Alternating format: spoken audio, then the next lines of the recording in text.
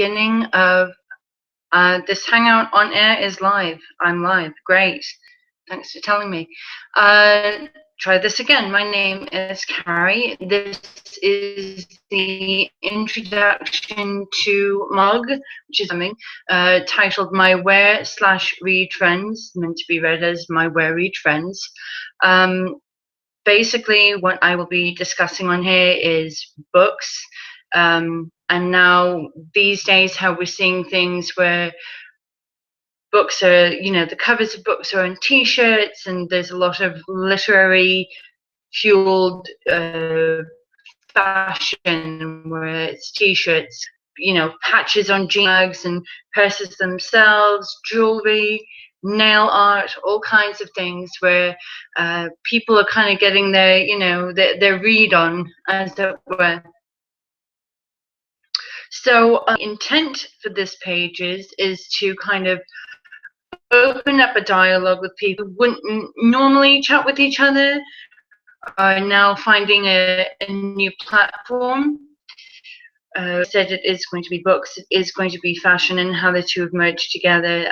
If any of you are watching live in New York City, you're very likely aware that we have a really fantastic independent bookstore called The Strand.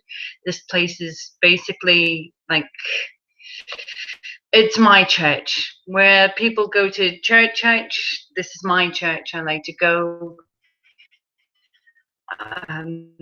get new books, films, and also what's new on the racks, because any of you who do go to the Strand or have been to the Strand within the last few years, you know that there's off to the side, there's this really great array of T-shirts, of bags, of mugs, of all this kind of stuff, and it's really, really cool.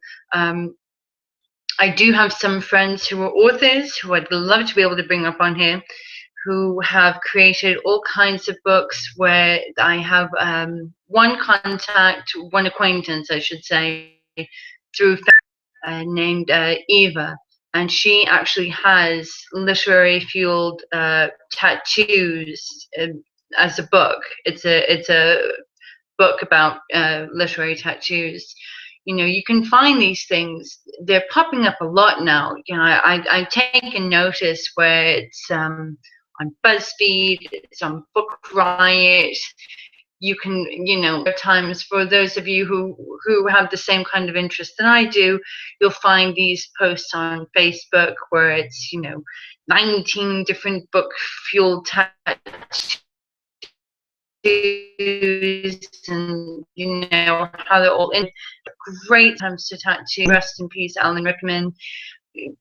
Losing Severus Snape was a huge hit to billions of people out there.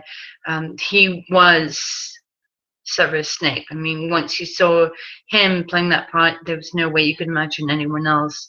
All kinds of different characters and how they've stayed with us over time, whether it's been banned books or new fads, new fashions, all kinds of different aspects, different avenues, different homes, really, for people to just kind of hide from the regular home or hide from the real world and delve into this world.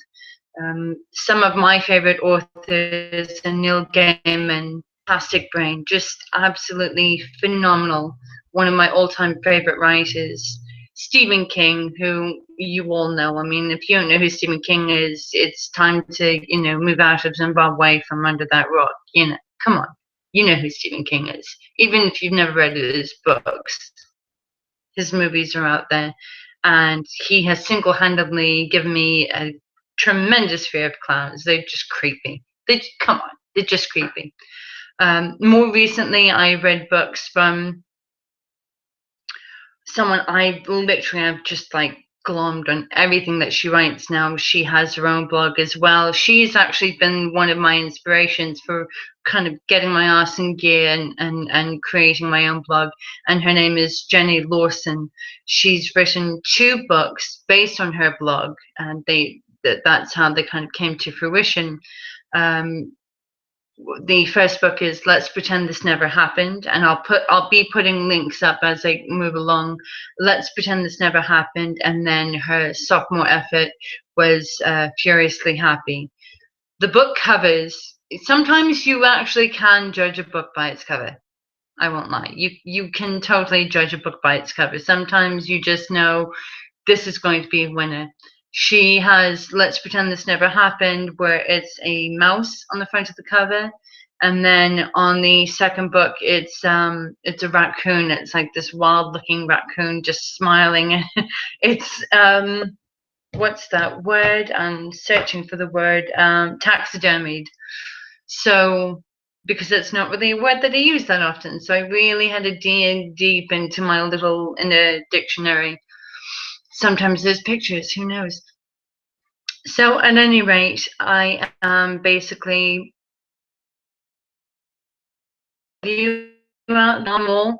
Tell me, what are your favorite books? Why? What has kind of brought you into that world? How did you get started on any one book?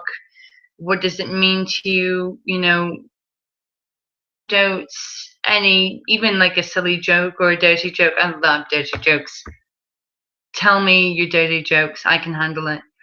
I've said some really dirty jokes. You know, I think the dirtiest joke we've got right now is Donald Trump. So, but hey, that's just me. Or maybe not. So, and anyway, stop with the ums because that's annoying.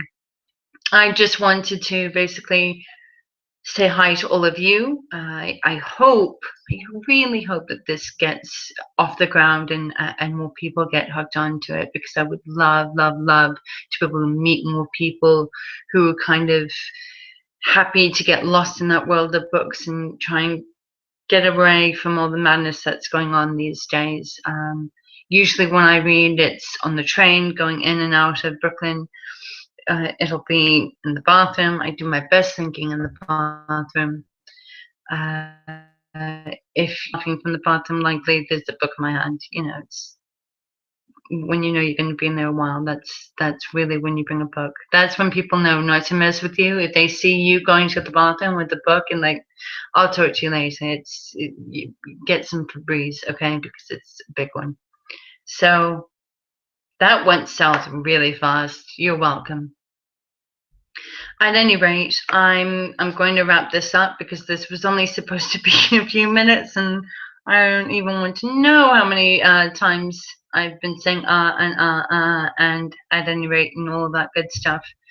So leaving it in your hands. If you want to leave a note or a chat, you can find me on Instagram under my Where I Read Friends. You can find, I've got a Pinterest page now, like one specific pin board for my Where I Read Friends.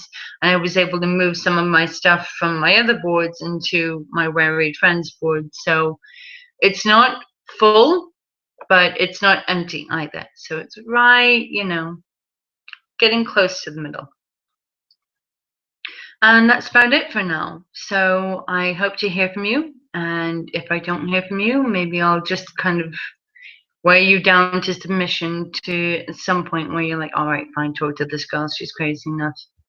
All right. Wishing you all the best and happy reading.